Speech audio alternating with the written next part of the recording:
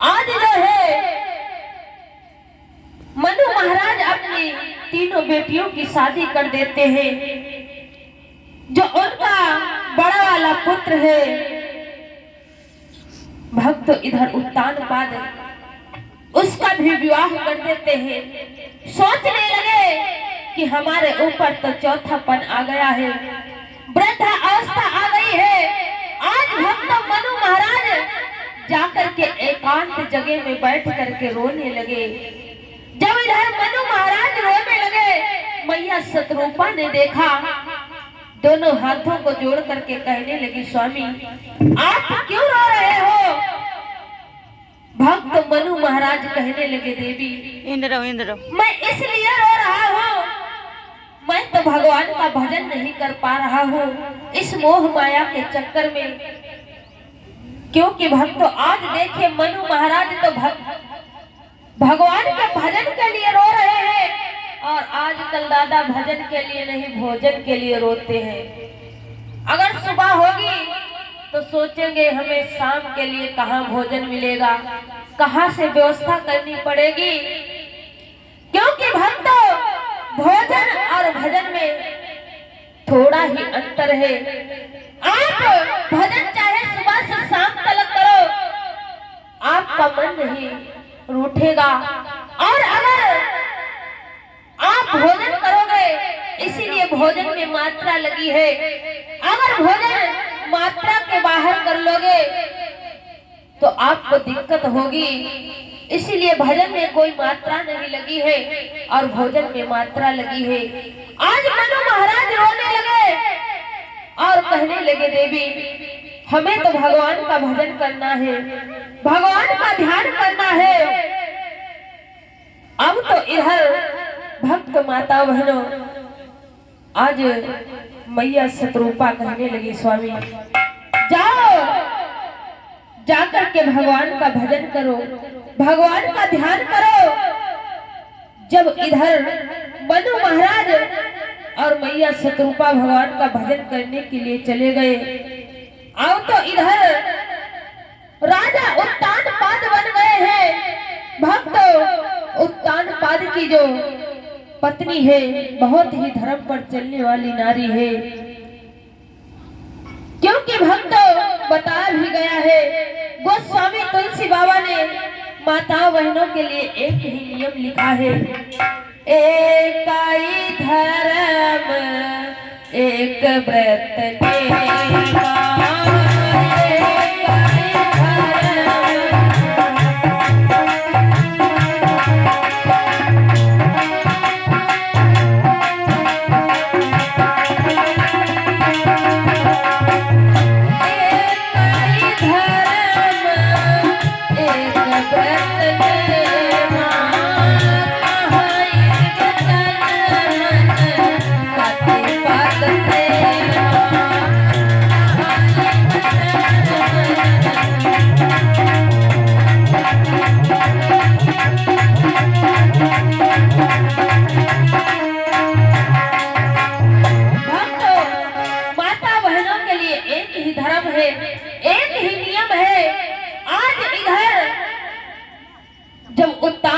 राजा बने हैं। उनकी जो पत्नी है बहुत ही धर्म पर चलने वाली नारी है। भक्त इधर उत्तानपाद की प्रथम प्रिया सतियों में लेखी जाती है।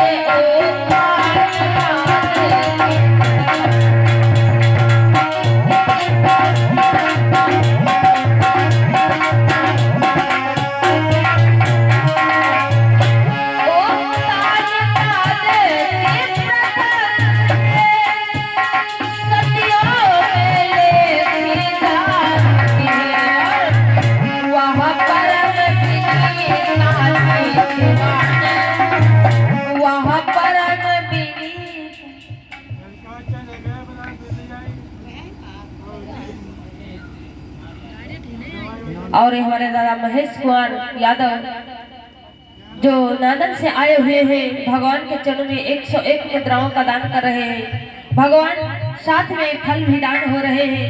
भगवान हमेशा भंडार भरते रहे।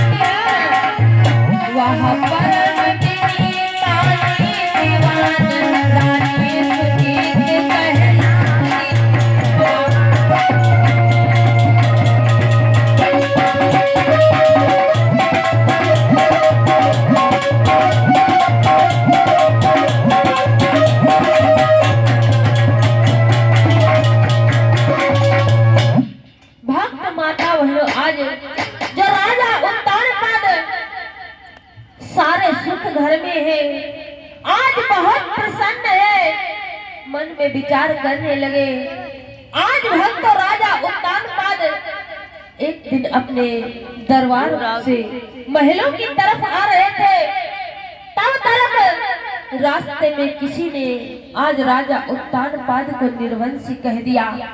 भक्तों, क्योंकि राजा उत्तानपाद के घर में संतान नहीं थी, आज राजा उत्तानपाद जब अपने महलों को आए, महलों को आकर के भक्तों एकांत जगह में बैठ करके रोने लगे, सोचने लगे अगर हमारी पत्नी इधर जान जाएगी, वो मुझसे पूछेगी।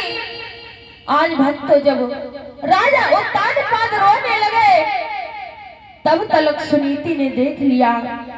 भक्तों, सुनीति कहने लगी, स्वामी आप इस एकांत जगह में क्यों रो रहे हो?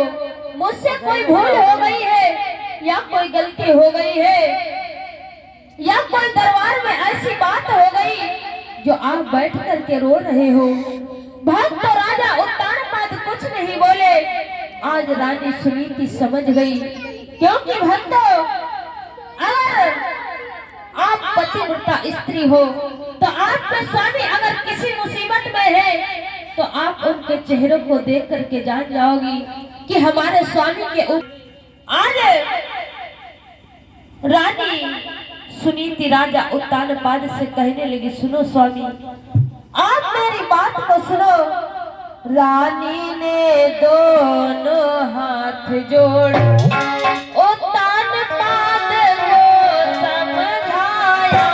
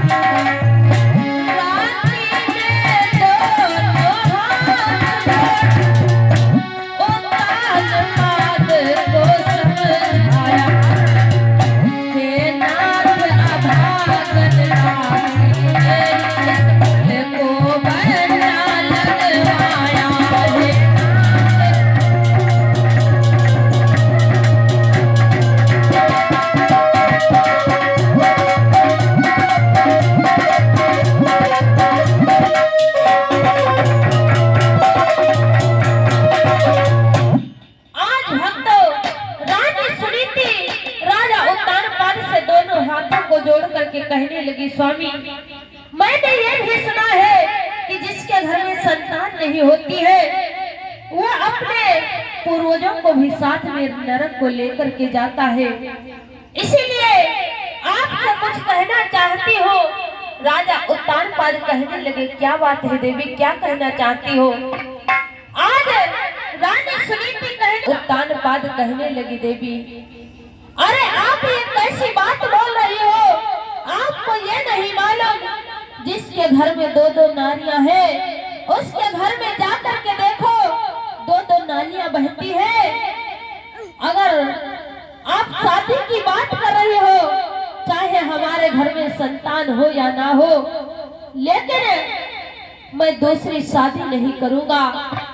आज रानी सुनीति जब रोने लगी तो राजा उत्तानपाद रानी सुनीति को समझाने लगे, कहने लगे, सुनो देवी, और बोले हैं, प्यारी प्यारी शादी करके जीवन भर ना शादी होगी, प्यारी प्यारी।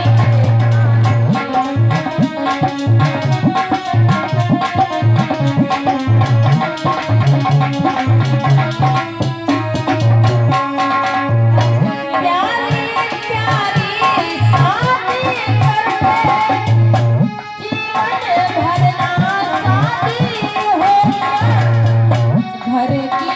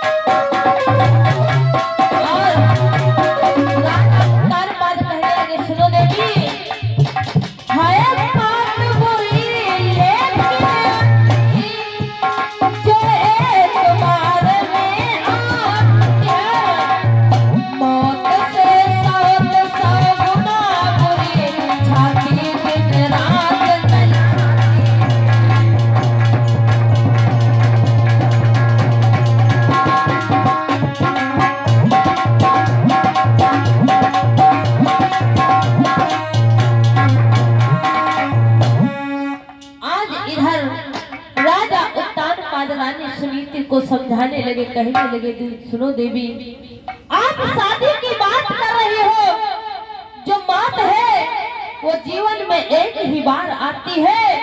तुम्हें ये नहीं मालूम जिसके घर में दो दो नारियां हैं, जाकर के पूछो कि सौत का रोग कितना बुरा होता है। मेरा जीवन ऐसे ही व्यतीत हो जाएगा, लेकिन मैं दूसरी शादी नहीं करूंगा।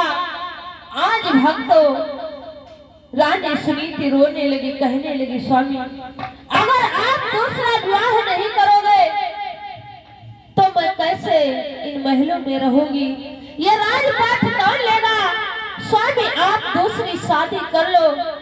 भक्त आज इधर बार बार रानी सुनीति राजा उत्तानपाद को समझाने लगी, स्वामी आप दूसरी शादी कर लो। राजा उत्तानपाद बार बार मना कर रहे हैं, देवी आप तो कर रही हो, लेकिन अगर मैं दूसरा विवाह कर भी लिया, आपकी बहन ना जाने कैसी आएगी, आपसे कैसे बातें करेगी।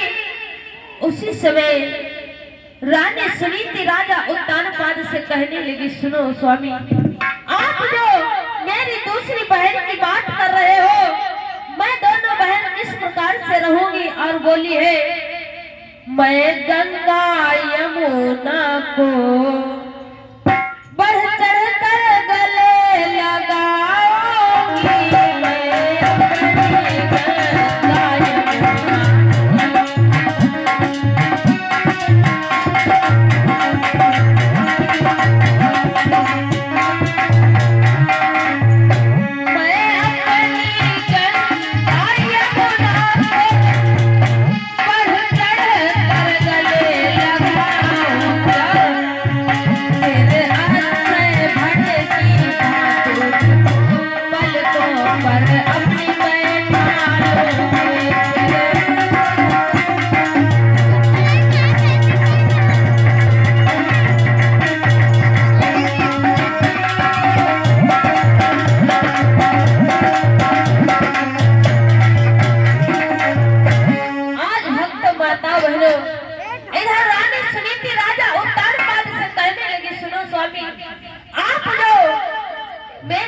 बहन की बात कर रहे हो, मैं जिस प्रकार से ये गंगा यमुना एक साथ में बहती है, उसी प्रकार से मैं अपनी बहन को अपनी पलकों पर रखूंगी। और अच्छे जैसे एक पेड़ होता है, उसको मैं रोज उसकी देखभाल करूंगी और अपनी बहन को अपने साथ में रखूंगी।